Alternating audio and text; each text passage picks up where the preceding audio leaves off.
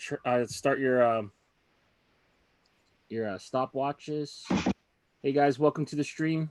We have John Beare in the house today. We will be starting stream in a couple minutes. If you guys are here, make sure you say hi, and we will be starting the stream in a couple minutes.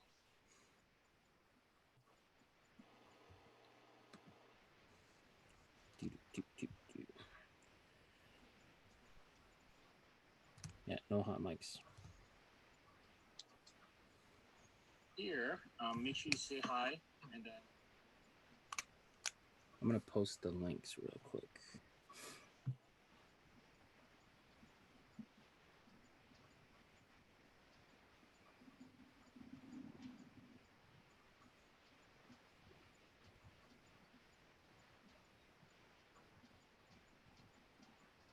You guys see the live?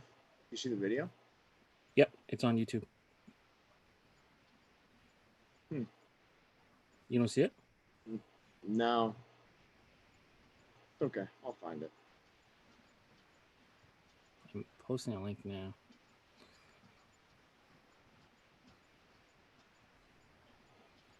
Someone just posted a thing. When did the FHS hats ship? We literally just sent in the order for them.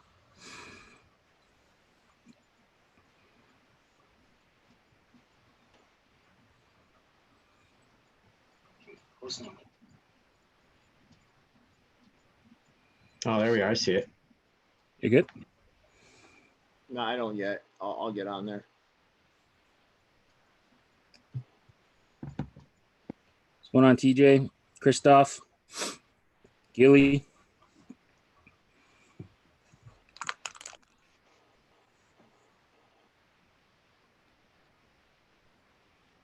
Yeah, I agree, TJ. Hat Club needs to remake that Mavericks hat. Should be next year.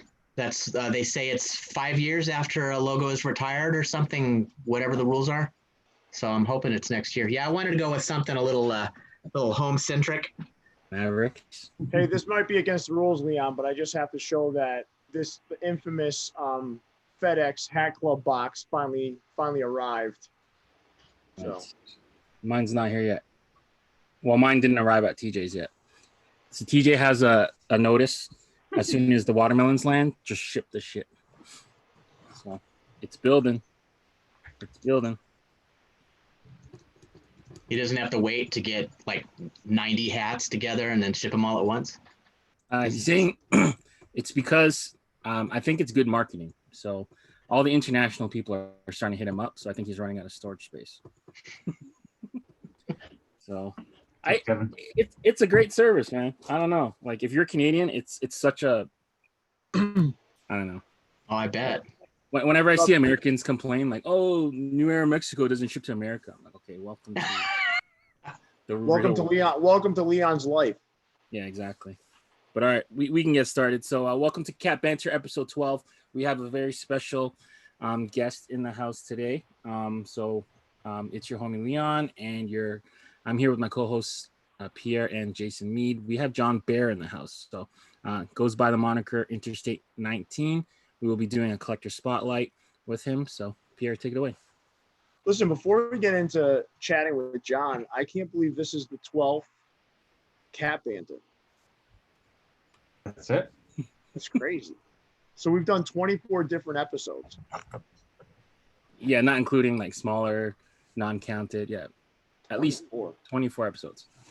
Wow. So John, first of all, I want to thank you for jumping on with very little notice. So you're kind of old like I am. So I knew if I texted you at 6 a.m., there was a chance you were going to respond rather quickly. The funny thing is I actually slept in this morning. I'm usually up 4:30, 5 o'clock. Jeez. That's 7:30, 8 o'clock your time. Yeah, the early bird catches the worm, right, John? That's right. So, Absolutely. John, so for those that don't know, we had a guest that was going to be on that canceled. So I reached out to John, and John is like, "Listen, I'm ready, man. I'm down. I am ready to do whatever's needed for the big show." So, so now we're going to have to fill your spot, John, which is going to be very hard shoes to fill, but we're going to figure that out a couple weeks from now. But I could put on a disguise or something, if you need. You know, John, what's funny is like I didn't really know you up until like recently, right? Because I had watched like your Instagram. I've always followed you, but we never really got a chance to chat and stuff. And I've gotten some really great opportunities to talk to you. Views After Dark was some recent fun we had on Views After Dark, but getting to know you, man. I mean, you're just as impressive as your hat collection. I just want to make sure you know that you hear that. I appreciate that. That goes right back to you. We're having a fun time, and guys like you are paved the way for some of these collectors now. And listen, I look up to you and your collection and what you kind of brought to the community. So, with that, now that I've buttered you up, I'd love to hear more about you. Well, my name's John. I'm from Southern California. I live in the desert. That would be high desert area. I'm this close to getting my application for my AARP card. Ooh.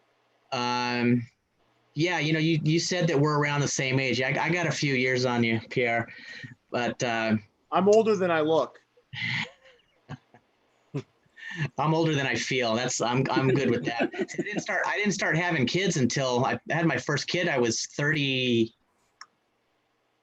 Oh, wow. And that's what I got 3 boys now, and they're all 10 and under. So they say, that's what keeps you young. And boy, they do a number on me for sure. So, but yeah, for the most part, I've lived in California my whole life. I had a stint in Wyoming. I got family in Wyoming, so I have an allegiance to that part of the country as well.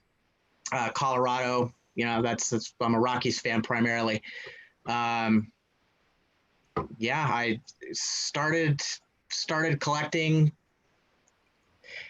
Well, that's kind of a long story. My dad was a hat wearer. That's all I knew. I mean, my dad always had a hat, and so just being like a lot of kids would be, you want to be like your dad. And my parents divorced. I was 4, so it was just me and my dad, and I really looked up to him. So he had a hat, and he would give me hats, and that's how it started with me.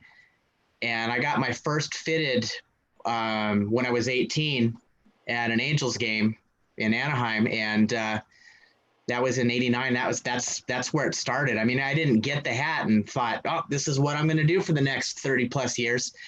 It was the one. And yeah. And then as it got into the 90s, I just started picking them up here and there. I had a modest little collection, and I'd say by the time it got to be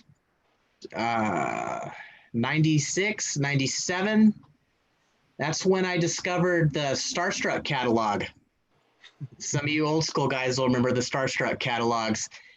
And that's when I realized there was a whole world outside of what was available at your local store with your local teams. And I started snatching up a few, I don't want to say rare, but rare for local. And that's where it started, and then by the early 2000s, I probably had 100, 150, which was a lot. Yeah. And then I started going to more minor league games. The internet started up. And I wasn't even at that time, I wasn't even buying hats online. I was cold calling teams, I'd get their information. A lot of them had game worn jerseys. I got about 150 major and minor league baseball jerseys. Oh, John, hold on. Because I know Neil is watching right now. You need to calm down with the jersey talk. We don't need this guy fired up right now. He's in the comments already, man. I don't have anything Philly. That's the Philly guy, right? Yeah. Neil, the jersey guy. Yeah, I got nothing Philly though. Oh man. So, yeah. So sorry, Neil. But and at that time in the early 2000s, I wanted to have a jersey to go with every hat that I had. That was the goal. Yeah. And after a while, that kind of became not very cost effective. So then I just kind of went on with the hats and kind of let the jerseys go. I mean, I still have a lot of the jerseys, most of the ones that I had, but yeah. And then once we got into the 2010s and Facebook and Twitter and all that stuff, here we are. I mean, it's kind of interesting. I mean, I get some of the nicknames that I have that I'm fond of. I get called the Godfather. Yeah. My recent favorite is Hat Gandalf, which I think Big Dave coined that one. Some days I feel like that, but so I feel I have a unique perspective in that I started off before this became a thing, even before I recognized it as a thing. I was doing it. I started looking for people who were like me, found a couple of guys, guys that we know to this day. I mean, found that there was actually a community around cap collecting, and then just to watch it over the last 8 to 10 years, especially, it's I mean, it's awesome. It's awesome, and it's had its highs, it's had its lows. I've met a lot of amazing people, come across a lot of people that probably deserve to be punched in the face. Yeah. But definitely more of the good than the bad. So John, if you could choose one of the 3 hosts here to punch in the face, which one would you choose? I'm just playing. I'm just playing. I know the answer is me. So John, I've taken quite a few punches to the face. You can hit me anytime. That was in Lawrence, though. No, it was all over the place, Pierre, not just Lawrence. So John, just to kind of recap, right? So like your love really started, you were from a single parent home with your father, right? And he was a hat collector. Well, he always wore a hat. Very similar to me, man, in terms of how I got connected to hats with my dad. I posted a picture a while back of my dad's hat wall. A little bit different than ours. It's pegs down in the basement where he would just put all his hats. And he had some fitteds and stuff. But I, just like you, I looked up to my dad and I kind of started collecting the same way. But then you went down this road where you really did pave the way in terms of kind of making this hat collecting thing a thing. Like I know there are other guys out there. There's some really old school guys out there that I see that have some leather sweatband caps they were collecting back in the day and whatnot. But you kind of brought it to the forefront in a lot of ways. And I know that led to something called the Crew Era 13, correct? Yes. Yeah. So you want to take us through that? Because I think that's a story of legend. And I'd love if you could share that with the rest of the group here.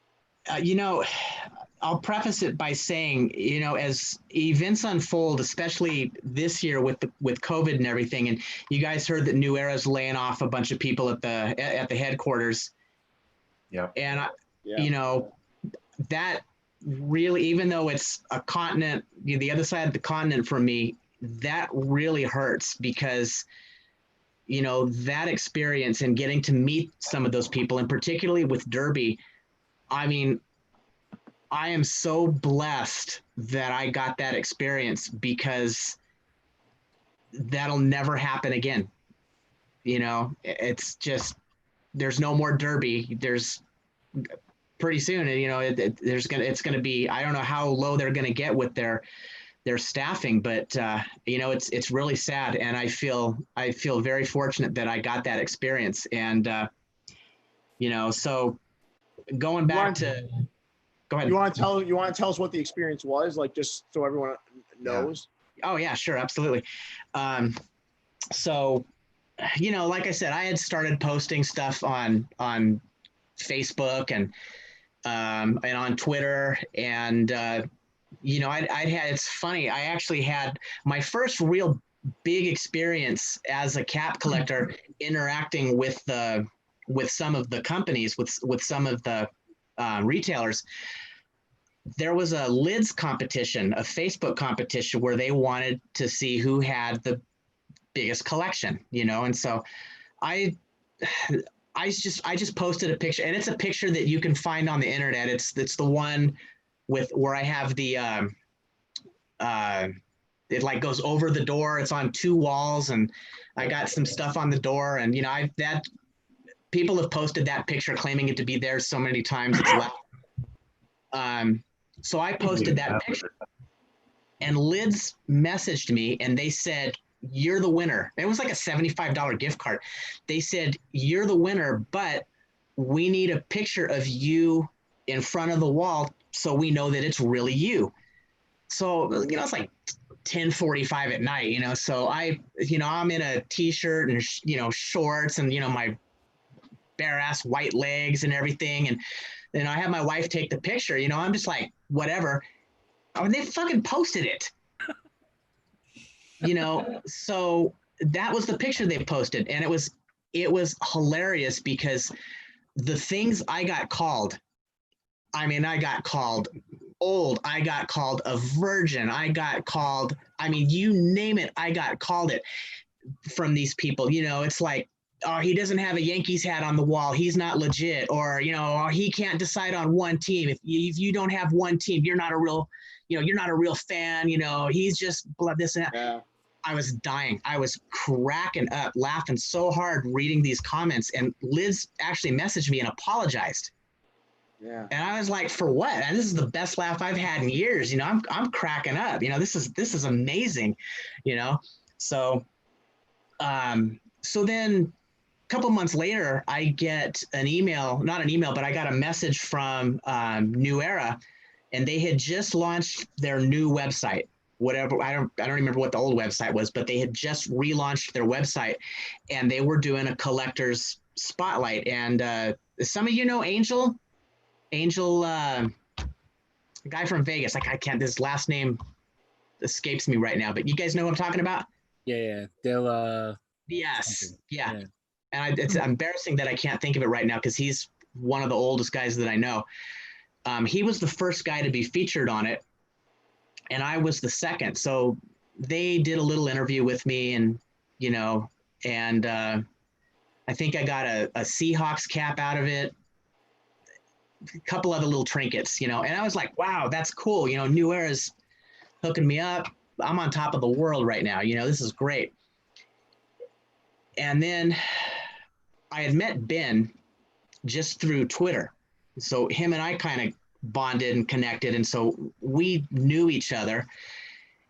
And one morning in it was my anniversary. And I got an email. I woke up in the morning, checked my phone. I got an email from New Era. And they said, "Hey, we've been following your collection for a while now. We appreciate how you're promoting our product. We're putting together a fan experience, and we want to know if you're interested.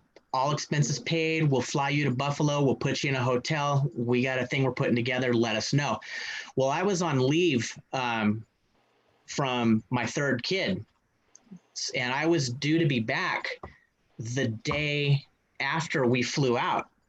Yeah, so I was like, shit, So I had to call my boss, and I was real cool with my boss. And I was like, "Hey, look, just long story short, I'm doing this. So I'm supposed to be back Monday. I'll be back Wednesday." And, he gave me his blessing. So yeah, so off I went. So they flew us out to Buffalo, and it was incredible. They put us up in a really nice hotel. The first night they took us out to, took us all out to dinner, got to meet the other guys. And, it was the first time that Ben and I had actually met face to face. The rest of us, none of us had even heard of each other. And we weren't all Twitter guys. Some of us were Twitter, some of us were Facebook, some of us were YouTube. So they had searched from a bunch of different areas to get us together, to get the nine of us together. And, so once we had dinner and everything, they took us out. We bought, whatever, I don't remember, it was like a Rite Aid or something, whatever they have back there. That's like a, I don't know if they have, I don't remember if it was a Rite Aid or not, or if they even have Rite Aids back there. But, we bought beer, whatever. And the nine of us went back to the hotel, went out in the little courtyard and just BS'd for, I don't know, it was like 1, 2 in the morning before somebody came out and said, hey, you guys gotta wrap it up. There's people trying to sleep. But yeah, we were 9 fast friends, That's awesome, man. and we all What was your agreed. John, what was your biggest takeaway from that? So, because I know Leon's going to jump into the next phase of this, but what was your biggest takeaway from that trip and that experience? The friendship mostly, and then like the next day, the day we actually got to do the tour, we got to go to Derby, we got to walk the plant, we got to see how they actually put the hats together. We got a design session. We actually got to sit with a designer, and we all got to design our own personal hats. Wow. Which was cool. Mine was, I got mine right here. I went, because I don't have a lot of Ottawa Senators hats. Well, I didn't at the time. So, so I made my own Senators hat. They had just done the Heritage jerseys. So I wanted something I could wear with the Heritage jersey. So I went with the shoulder patch and with the 20th anniversary side patch on it. So, but some of the guys went with some like crazy colorways, some crazy. I bet the other 3 Ottawa Senator fans in the world like that hat too. It's Ouch. Yeah, I got nothing. I got nothing on that right now. It's misery. But it was just cool. Everything they did for us, it was just one thing after. It was a dream come true. It was like Willy Wonka land, It was just amazing. But 7 years on, it's the fact that those guys and we still, we may not talk a lot anymore, but I know that they're still friends. Yeah, we all have that shared experience. Right. So, John, before I hand off to Leon, because I know Leon's got quite a few questions he wants to ask. He's been chomping at the bit. He looks as excited as I've ever seen him. So he's fired up right now. It's like his watermelon hat club has just landed. But but John, listen, so you I'd love to hear about this. So you were really prominent. Then you kind of went in, I don't know, man, you were kind of gone for a little bit. Now you're back. And I think better than ever. So tell us about that. What happened there? You mean like just over the last year or so? Yeah, you all of a sudden now you're everywhere again, which I love. I go through these phases, and it's I just feel like, I had my time. There's so many great collectors out there now, and it's like I want to let people have their time. I don't want to be like with my face all up in the middle of everything, trying to be like, hey, look at me, remember me, look at my stuff, because I'm just not about that. And it's not like I'm trying to blow anybody off or just trying to shut it all down or anything like that. But, I have absolutely no problem, just passing the baton. I don't want to say like I'm out of the game or anything like that, but I enjoy the hell out of just laying back and watching I don't know if you want to say the next generation or whatnot, but you guys, and I put you in this group too, Pierre. You guys are doing things that we could only dream of doing. And I don't just mean with the volume of hats that you have. I just mean with what you're able to do, what you're able to accomplish. We didn't have back then. God damn, I really do sound like an old man. We didn't have. Well, you did say earlier, then the internet came. So I just want to make sure that we're all clear. So you did kind of date yourself there. This is true, yeah.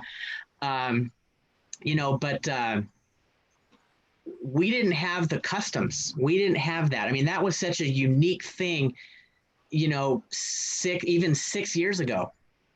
People weren't. It was such a rare thing. You had things like the Clink Room, and you had, there were a couple of guys out there who were putting out customs, but these were guys who were somehow in the game. Like, they were connected.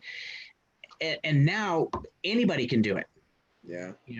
Anybody can do it. And it's incredible. And, I'd be lying if there's times when I see stuff come up available for sale and I look and I'm just like, man, 10 years ago, I'd have been all over that. Yeah. I would have all of those I would have bought, and now it's like, I don't even try. And it's not that I don't want to do it. It's just, it's almost like I'm in a place in my life where it's like, I have to pick and choose my spots. Yeah, and I think, listen, I'm going to hand it off to Leon now, but I think what catapulted you from like collector to mentor is this ultimate hat collection that occurred in 2017. So I want to hand it off to Leon, but I truly believe that was a pivotal moment in your like journey from being a collector to now you're mentoring other collectors. And I want Leon, if you could take it from here, that'd be great. Yeah, so let's take it from 2017. Lids put out a contest. It was like an open roll call to all collectors to kind of try to enter. It was a brilliant play because it was a really cool way for them to get their name out there and get people hashtagging about lids and all that stuff. So you answered the call. You probably got one of the best hat walls out there. So you faced off against a couple people and you were the inaugural winner. So kind of just take us through the process of, what kind of pictures you submitted, who was the other finalists and what they gave you. Man. You're going to ask me to remember the other finalists, and I feel like I should know off the top of my head, but. Well, they were number 2, 3, and 4. Yeah. Well, we don't have to say them by name, but I mean, whoever was up there, I'm sure. Someone will school me. I'll look at the comments that they'll identify themselves. I'll since I put you on the spot, I'll look it up right now. But you kind of take us through, your experience of, entering the contest and that kind of stuff. So see, it's my age talking here. Memory things. So I actually got a message from Lids. They messaged me and they said, "Hey, we're doing this. You need to enter."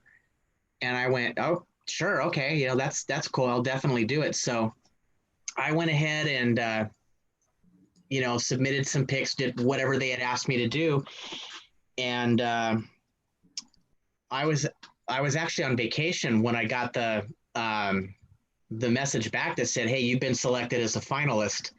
And I thought, "Oh, that's cool. That's really cool. What do I need to do now?" And they said, "Well, we need these pictures. We need you to send in this information." Well, I was in Wyoming at the time. And I was like, "Well, I don't have anything at my disposal right now. Can I get back to you in a couple of days?" And they said, "Yeah, just as quick as you can." So as soon as I got back, I sent them everything they needed, and then they put it up on their website. They took one of the pictures that I sent of my wall and start voting, and it was basically I think it was 2 weeks. It was basically just, pimp yourself, put yourself out there. And so I did, without trying to, I don't like to be that guy that's like, my shit's better than yours. I've never been like that. So it was, but I posted, I tried to get like really cool shots, pictures of my walls from different angles. And, I had a couple, where I had kind of just stacked some hats together. I have like my bags with I got my hats in here. I've got several of those.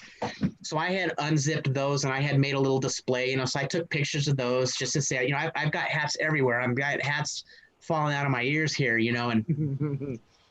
and yeah, I mean that was pretty much it, and the cool thing is the other finalists. I know what my problem is, Leon, is I'm confusing the 2018 finalist with the 2017 finalists. So, but we were all super supportive of each other, Yeah. And it wasn't I found the names. So are you ready?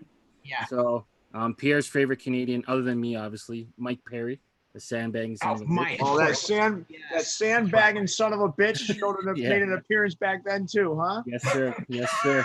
The cruiserweight Mike Perry.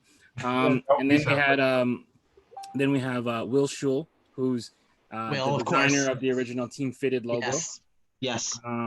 Big Dave. Big Dave. That's right. Big Dave was one. How do you forget that guy? I know, right? Right. And then Brandon Turner.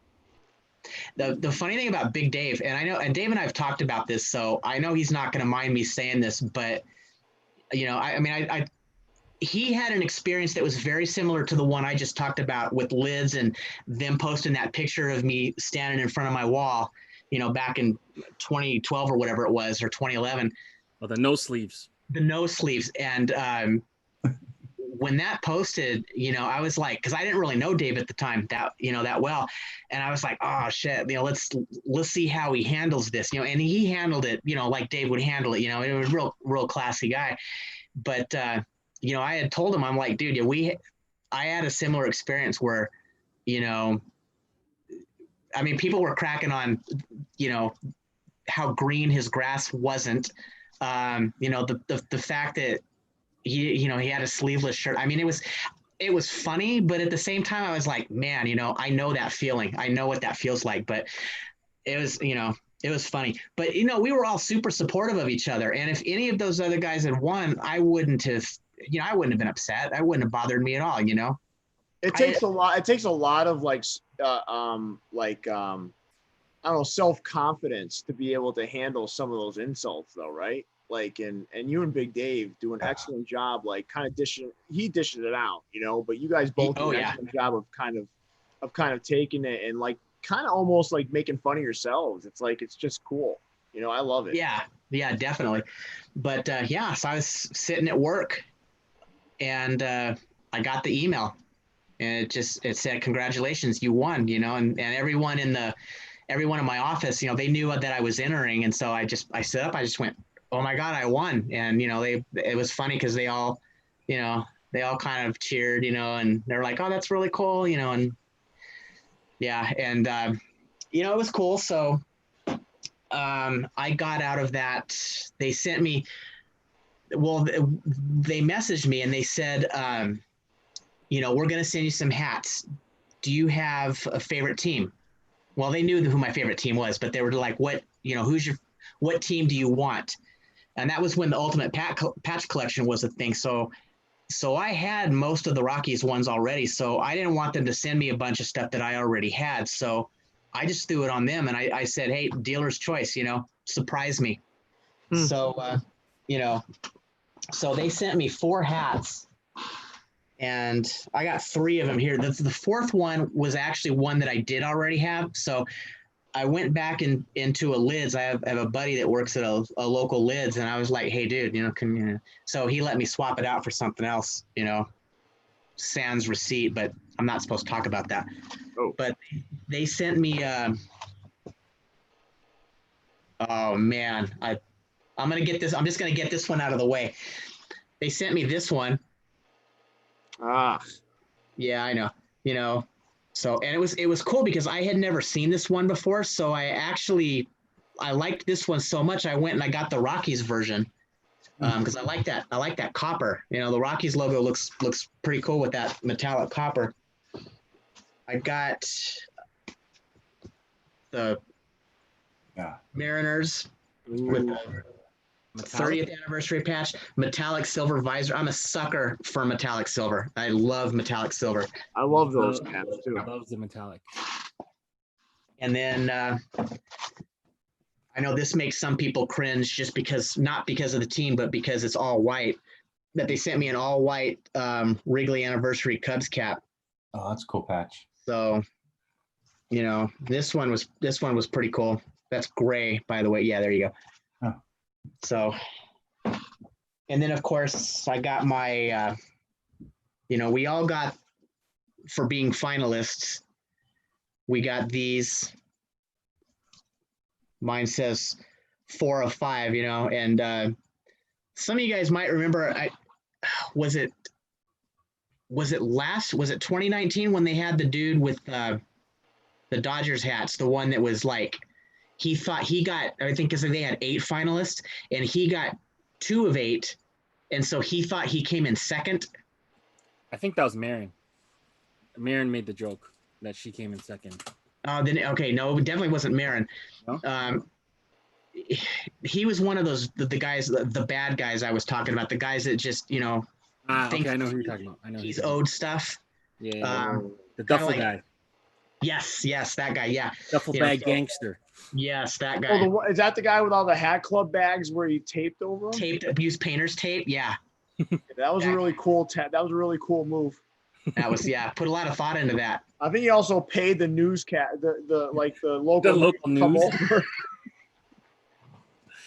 Yeah, it seems like every year, except for my year, it seems like every year there's that one person. Like 2018, it was AZ Mom.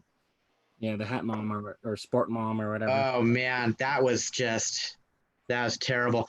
And then I got my trophy. So I mean, for what it's worth, it's kind of cool that I was I like to say I'm the inaugural winner. I should get that stitched on here somewhere. One of one. There you go. So it was pretty cool. And then they sent me. I got a $400 gift card. Jeez. And and then I got to wear that crown for a year. Of being that. I mean, and it's I try to be as humble as I can. I'm always thinking about the other guy. I have a thing I always say. It doesn't matter how big your collection is. If you got 6 hats in your collection, yeah, I'm no better than you. If you love your 6 hats, then you're a collector in my book. So John, can I ask a couple questions though in relation to that? Is that okay? Yeah, absolutely. So does it feel good to just know that you beat Big Dave and you can throw it in his face at any time you want? Yeah, I see where you're going with that. Yeah, I mean, no, I mean, I'm being. I know you're joking, but I mean, seriously, if he had won it, I think he would have been. I think he would have been just as humble about it, as anybody else. I mean, I know we're talking about Big Dave here. Yeah, but, the same Big Dave, right? Yeah. What's that?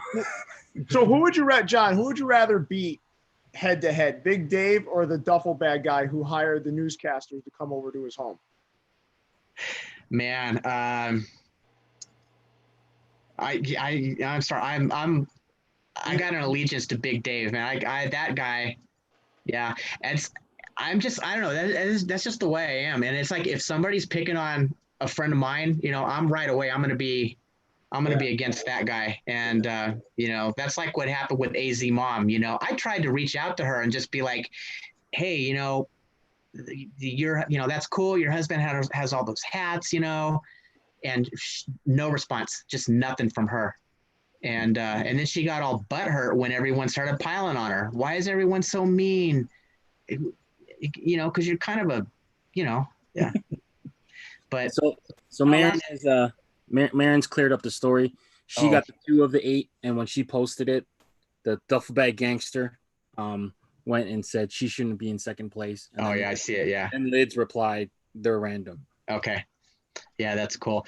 No, but just to follow up on that, Pierre, it was really cool, like for that year, and it's not like I walked around bragging about it or anything, but so every once in a while I would just go, dang, out of everybody who collects, everybody who buys a hat, everybody who has hats, I'm the ultimate hat collector. I mean, I'm not like I was bragging about it or anything, but just every once in a while it would be like, wow, they chose me, and it was a cool feeling. It was kind of validation for everything that I had done, which really, honestly, I had never asked for any of it, but it's kind of cool to, because I've never done anything super significant in my life. I'm not curing cancer or anything like that. I'm just a guy, I'm just somebody who has a modest life. And this is something that I can be proud of. No one can take it away from me.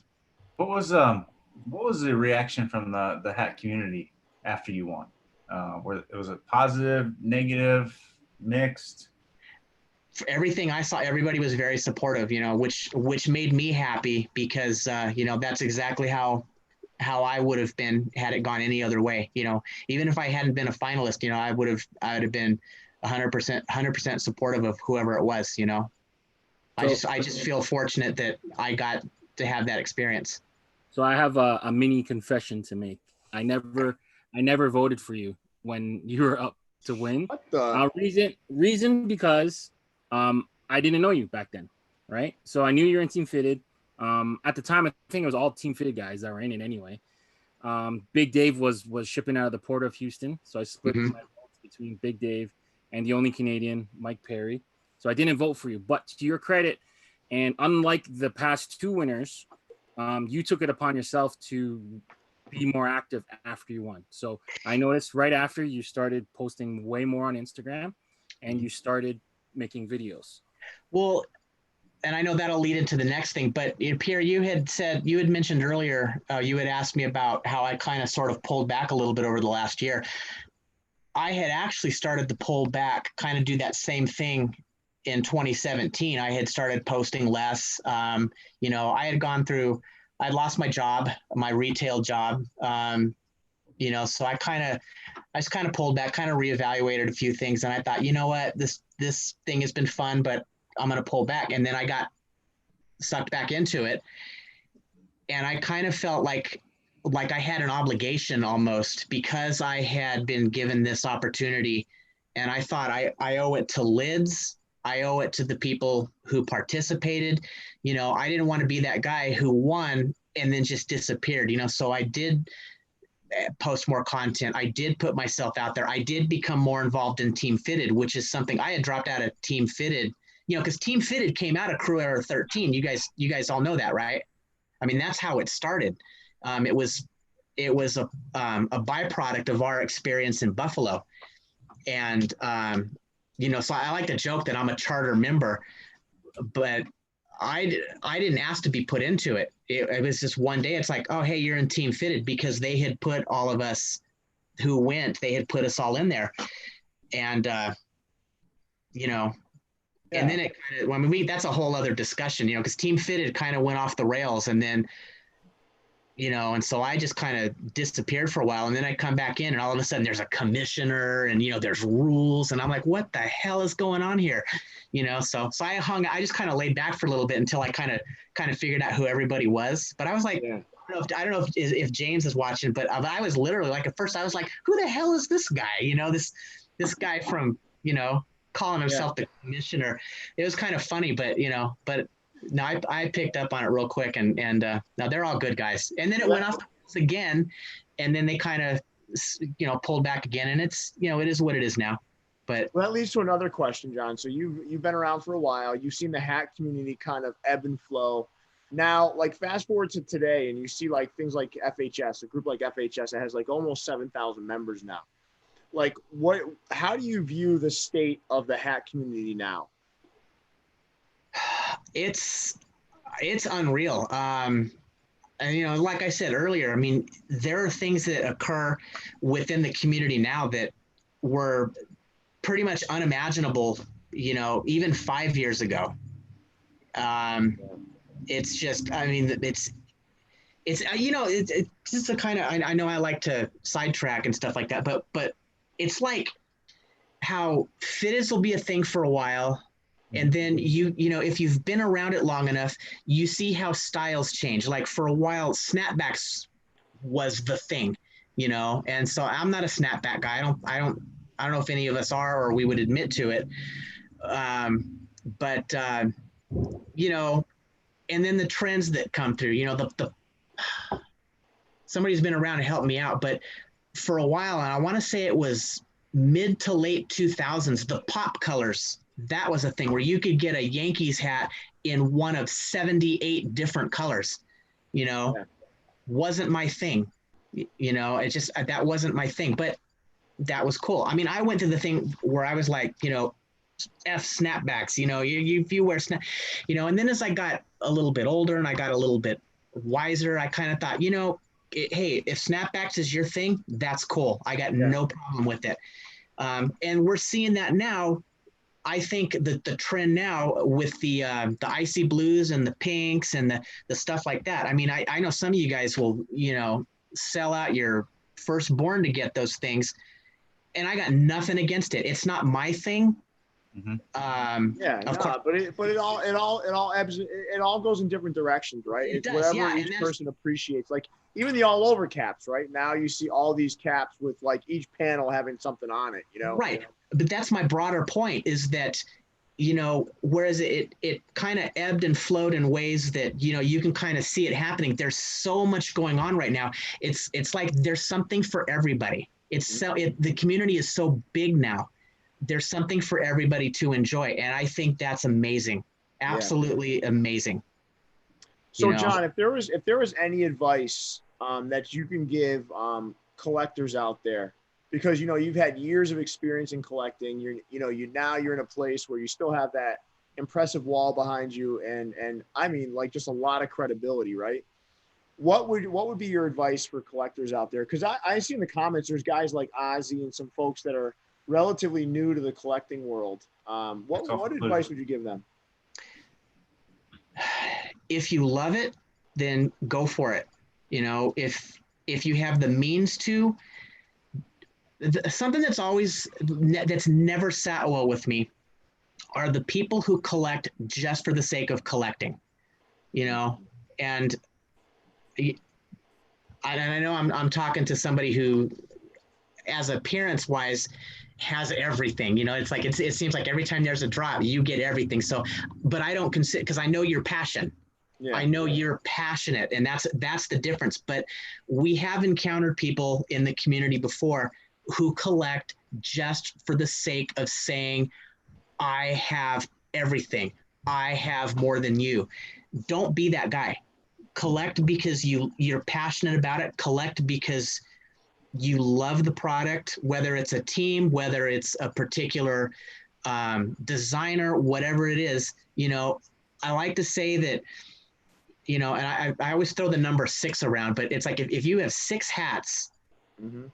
and you have a story behind every one of those hats, like what, like I brought this one here. This is actually my very first.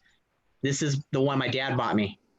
So, I mean, you see how old that thing is. Mm-hmm.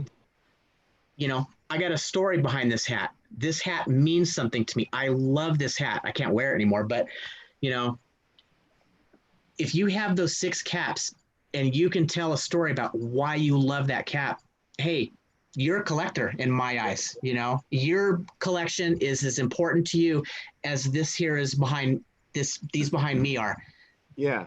So John, just be true to yourself and be passionate about what you do. And one more piece of advice I want to know, John. I'm being kind of selfish here. A piece of advice for Leon and I in how to engage the smaller collector better, because at the end of the day, we've got a lot of big collectors. And you know what? Listen, I my passion for hats. You get all that, but I also don't want guys like Leon, myself, you, other people that have a ton of hats drowning out the collectors that have the smaller amounts of hats. So what advice would you give Leon and I to engaging those people? Just be encouraging. I mean, you see the comments every once in a while. There's somebody that, they kind of pull the Charlie Brown, I got a rock routine, and it's like, I only got 15 hats, I'm not in your league. And it's like, no, man, you are. Yeah. You are. There's a reason you're here. There's a reason you're in this group. There's a reason you're engaging with us right now. Just because you don't have, 4-digit number of caps doesn't make you any less than anybody else in here. And it's just be encouraging, just make them feel like they're a part of the group. Yeah. And that's the best advice. That's what I've always tried to do. That's awesome, John. So I want to see, I want to turn it over to Jason and see, Jason, were there any questions that stood out? Actually, no, just a lot of love for John. The Godfather of collecting. Everybody that's in the collecting community, hat community, knows about your wall. Love your wall. Do have some questions about, so where do you get the bins? How did you build the wall? And maybe we'll get into that. But just a lot of love. I do have a question though. Appreciate it. Back when you started posting to Facebook and Twitter, not early 2000s. Those weren't around then, but around 2010. Around 2010 when I started. Yeah. Were you able to find many other collectors that way, or was it you were kind of in a vacuum until, you know, later on when Crew Era came around and Lids was kind of connecting you guys together? There weren't. I mean, there was no Team Fitted. There were no hat groups. There was nothing like that. And, you know, I found one guy, and then he introduced me to another guy, and all of a sudden there's three of us. And it's like, cool. Okay. That's cool. So there are people out there that have crazy hat collections or have the passion. And then, you know, through those guys, we found out there are other guys. And then now there's a half dozen of us who are aware of each other, you know, and it's not to say there weren't people. I know people who have been collecting as long, if not longer than I have. We just weren't aware of each other. But as we kind of started to network, and it just kind of grew and grew and grew, you know, and like I said earlier, it's been wild to watch it, to just kind of watch it unfold over the last 10 years. But yeah, it started off really small, you know. Yeah. So what made you keep posting, even though maybe you didn't see other people doing it or getting much feedback from it? What made you keep wanting to do that? You know, even if you were in a vacuum per se. It's just the passion, just the love I had for it. You know, I don't really collect a lot of stuff. I don't have, you know, I'm not fond of posting pictures of my food, you know, or anything like that. It's just, that's what I love. And yeah, at that time, I think the only thing, you know, especially on Twitter, you know, I would post a hat and I would tag the team, you know, like, hey, look what I have, you know, and if I got a like by the team or something like that, it was like, oh, cool. You know, they liked what I posted. They recognized that I posted this. And that was kind of a cool little thrill. Yeah. You know. So John, before we wrap up, right, because we're about to hit an hour here, I have one last question for you. Sure. Before Leon does his traditional take us out. So if Lids calls you today and says, I need you to take your picture in front of the hat wall, what outfit are you wearing? Oh God, that's a tough one. I mean, I thought all day about what I was going to wear today for this, and I had about 20 different combinations in mind. I just decided to go with you know, with the hometown stuff here, but it would probably be something major league, probably something Rockies. Okay. Just because that's my team. If not Rockies, I do have a couple of Expos jerseys. You can never go wrong with the Expos. Wow. Never go wrong with the Expos. Classic. There you go. Yep, you can never go wrong. So I like to say, it's like written on a mountain somewhere. You know, it should be one of the commandments. You know, you can never have enough Expos hats. Well, listen, John, this has been such a great conversation. And I think, like, every time I get a chance to talk to you or hear some of the stories pre-internet and post-internet, I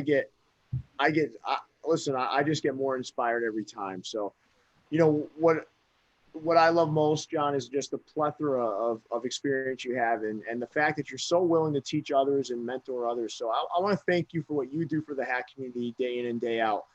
And listen, I understand the humility. You are a humble guy, but I also want you to know that we need you in the hat community. People like you that are humble, that can teach others and help others kind of see the way and figure out some of these little nuances. So I don't want you to go on another hiatus, but that's just me. I mean, you know, that's how I appreciate that. No, I like the direction that the group is going. I like what you guys are doing with the FHS.